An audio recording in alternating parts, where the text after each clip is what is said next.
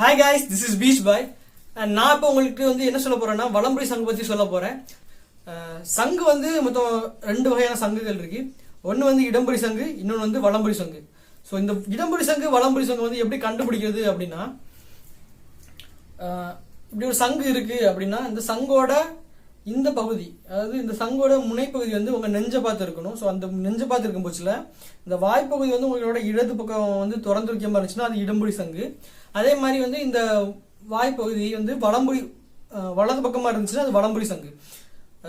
So இதான் வந்து இடம்புரி சங்கு, இது வந்து வலம்புரி சங்கு. நல்லா பார்த்துக்கோங்க.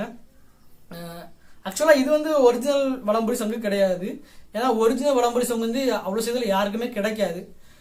இந்த ஒரு சங்கு எப்படின்னா 1000 இடம்புரி சங்குக்கு வந்து ஒரு வலம்புரி சங்கு பிறக்குமா.